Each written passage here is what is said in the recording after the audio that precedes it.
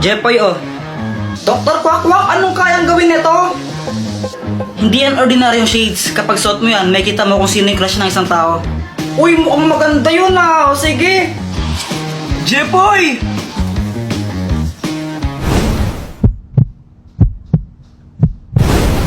Hala, crush mo pa rin kapatid ko? Ha? Si Joanna? Uy, hindi ha. Hindi ko siya crush. Uy, kunwari ka pa. Shh! Huwag kang maingay.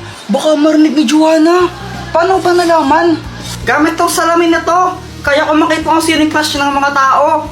Wow, ang galing naman yan. Gusto mo tignan ko kung sino yung crush ni Joanna? Oo, sige, sige.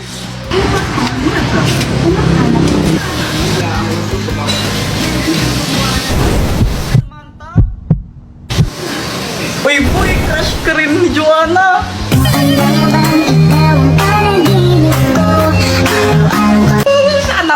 Sana all. Ba't di mo kaya subukan yan sa crush mo kay Samantha? Oo nga no, para malaman ko baka crush din niya ako. Oo, bilisan mo, gawin mo na. Sige. Samantha! Hi, Jepoy! Ang ginagawa mo? Nag-drawing ako ng flowers. Talaga, patingin nga. O sige, ito oh. Maganda ba? Oo, maganda naman. Buti naman, kasi milig talaga ako mag-drawing ng flowers. Favorite ko kasi yung mga flowers eh, as in kapag nakakita ko. O ano, crush ka rin ba niya? Hindi. Oh, okay lang yan. Sino ba yung crush niya? Ikaw? Ha?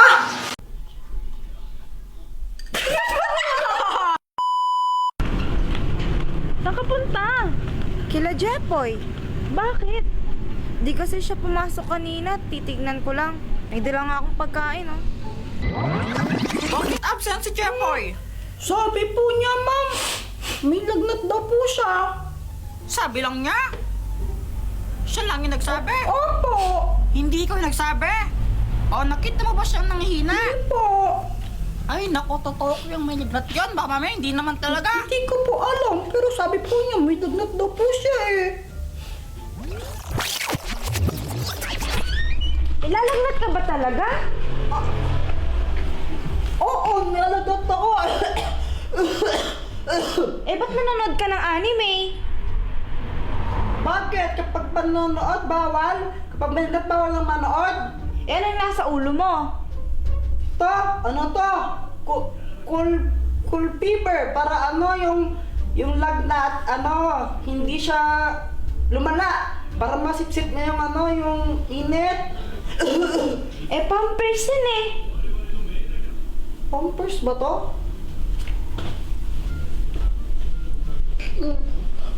Nilalagnat ka ba talaga? Di ka naman mainit eh. Ano kasi, yung cool fever, yung nalagay dito, nasipsip ng init ko, pero mainit ako kanina, tsaka masama pa yung pakiramdam ko. May lagnat ka. Eh, di wala kang panlasa. Ganun ba yan? Oo, kapag may sakit ka, wala kang panlasa. Siguro.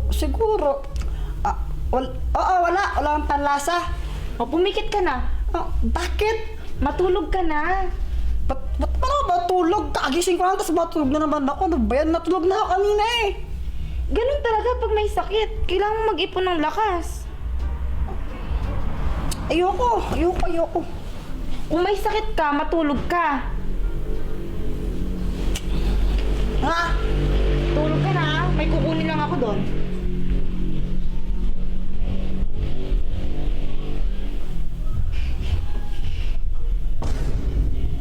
Matulog ka na! Si Mama pauwi na, ang kalat pa mo dito. Papiling! Baka naman po, pakapiling. Mga anak, may kipag-birthday lang muna ako kala Aling Dokling ha. Huwag kayong magulo. Kakalinis pa rin, huwag kayong magkakalat ha. Opo. O siya, alis na ako. Ingat po kayo, Mama.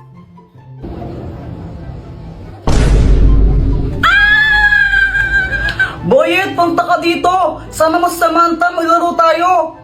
Pwede ba sa inyo? Oo, nasa mama, bilisan nyo! Hala, talaga ba? O sige, sige. A few moments later. Andito na kami. Uy, dito, pasok kayo. Oh, yep, tignan mo to, pumuputok.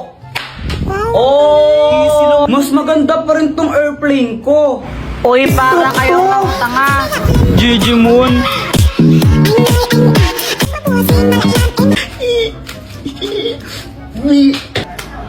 Apple talaga kayo, no? Uy guys, wag naman kayo nang babato. Kawawa naman si Joanna. Wee! Wait lang, si Mama tumatawag. Hello, Jepoy, gutom na ba kayo? Huwag ka mag-alala, pauwi na kami, dala ang mga ulam. Opo, medyo gutom na po kami. Ingat po kayo, ha? Si Mama pauwi na, ang kalat pa mo dito. Hala. Hello, Jepoy. Lagot yan kayong dalawa ni Joanna. Doktor Kwak Kwak, tulungan mo kami. Anong problema mo, Jepoy? Tulungan mo naman kaming maglinis sa bahay. Tara, maglinis tayo. Saan yung mga walis nyo? Papunta na si Mama. Baka mamaya madatnan niya. Kalat dito, papagalitan kami. Mag-magic ka na lang. Naku, ito. Ang magic salamin! Anong kayang gawin yan, Dr. Kwak Kwak? Tignan mo na lang. Salamin, salamin. Linisin ang bahay namin. Hi, Mama! Aba, malinis ha. Very good kayong dalawa. Siyempre naman po. Ito, may dalang ulam. Kain na tayo. Hi guys, napaisip lang ako. What if kung bumaliktad yung mundo? Tapos, sa halip na paluin tayo ng mga mama natin kapag may ginawa tayong kalokohan, bibigyan nila tayo ng pera. Joanna, pasapasahan tayo, dali! O sige.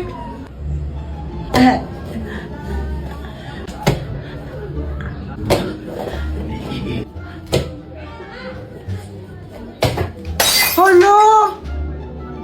Ano nangyari dito? Mama, si Kuya Jepoy po, nakabasag po siya. Naku, Jepoy, ba't kasi dito kayo galaraw? Kulit-kulit niya.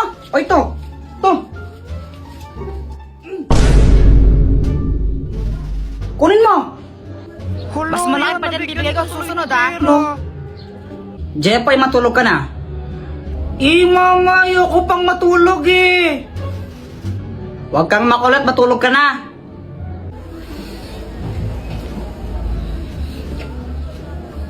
Kapag ikaw di ka pa natulog, malilintikan ka sa akin. Tingnan mo.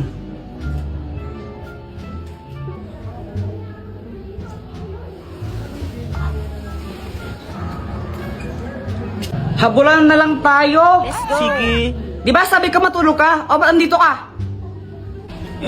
Mama, naglalaro lang kami. Umuwi ka na kung di nabibigyan ka ng pera. Ha? Ayaw mong umuwi ha? O ito.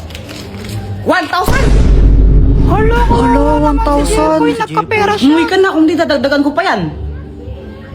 Opo. Ano ba yan? Suntukan na lang tayo. Uy, sila. Jepoy, kaya mo ba si Boyet? Oo naman. Ikaw, Boyet, kaya mo Oo siya? naman, tanggal na isang kamay o, partida na. Wala ka na pala, Jepoy. Isang kamay. Hoy, Jepoy! Di ba sabi ko doon ka lang sa bahay, ha? Tapos nakikipag-away ka pa? Makulit ka talaga, makulit kang bata ka. O, ito.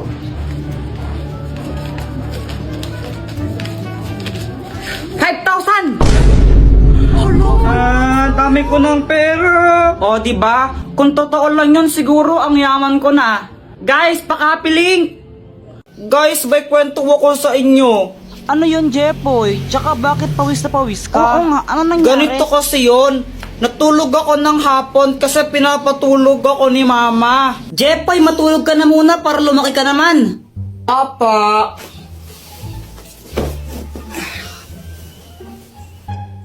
O pati ikaw, Joanna, matulog ka na rin ha? Opo. Mainit talaga nun kasi summer na, pero okay lang kasi nakatutok naman sa kanyang electric fan eh. Okay na sana yung tulog ko, kaso nga lang may nagpatay ng electric fan bigla. Sobrang init nun, pawis na pawis talaga ako ito. Tapos Pagkagising ko, nakita ko si Joanna. Tapos si Joanna ba yung sinisi mo nung nagpatay ng electric Oo. fan? O anong ginawa mo nun? Inaway ko lang siya. Sinong nagpatay ng electric fan? Joanna, ikaw nagpatay ng electric fan, no? Ang init-init, visit ka talaga, susundukin kita. Ah, nakapatay niyan no, papunta ko dito. Kunwari ka pa, ikaw nagpatay, no? Huwag ka nang magsinungaling, sinungaling ka talaga. Sure ka? Oo, 1,999% sure ako. Hindi ko yan pinatay. O sige, mamatay na sana yung nagpatay ng electric fan. Hala, isusumbong kita. Si mama yung nagpatay ng mga electric fan eh. Lagot ka. Oy, sandali lang. Sobrang nagulat ako nun, si mama pala yung nagpatay ng electric fan. Kaya kinakabahan ako kasi sinabi ko yun, tapos sinumbong pa ako ni visit na Joanna. Mama, di ba ikaw po nagpatay ng mga electric fan? Oo anak, pinatay ko muna yung mga electric fan kasi nagwawalis ako, baka liparin yung mga alikabok. Pero kung nainitan kayo, hindi nyo na, sige. Sabi po kasi ni Kuya Jepoy, mamatay na daw po sa nagpatay ng electric fan niya. Akala ko po kasi si Joanna yung nagpatay ng electric fan, kaya ako sinabi yun.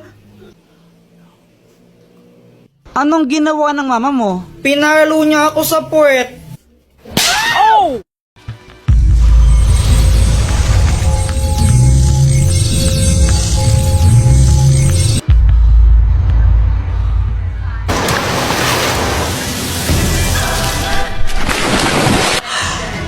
Kailangan kong makuha yung brilyante na yon. Hala, nasaan na siya? Kuya Jepoy, anong sinisilip mo dyan? Yaw! Ibigay mo sa akin yung brilyante mo. Ito ba? Di pwede.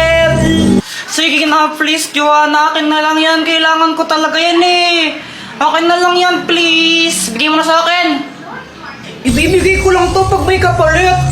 Ano bang kapalit yung gusto mo? Yung candy na gamot? Ha? Saan ka makukuha yun? Problema mo na yun. Basta yun yung kapalit na gusto ko, candy na gamot.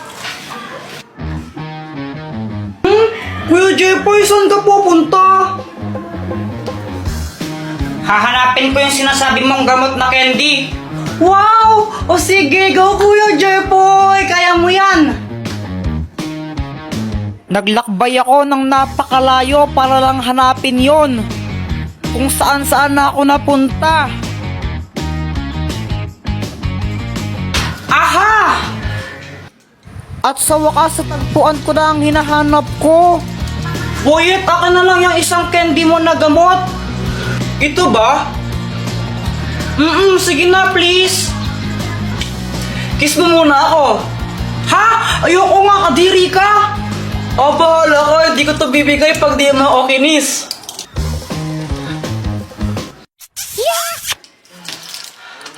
Joanna, yung candy mo na gamot.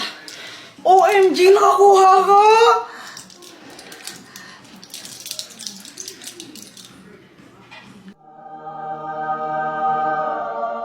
Oh, ito, Kuya Jepoy, oh. Sa wakas, dalawa na yung brilyante ko. Uy, Jepoy, ginagawa mo? Tinitignan ko sila, Joanna. Naglalaro sila ng Talking Angela, oh. Talking Angela, di ba yun yung nagsasalitang pusa sa cellphone?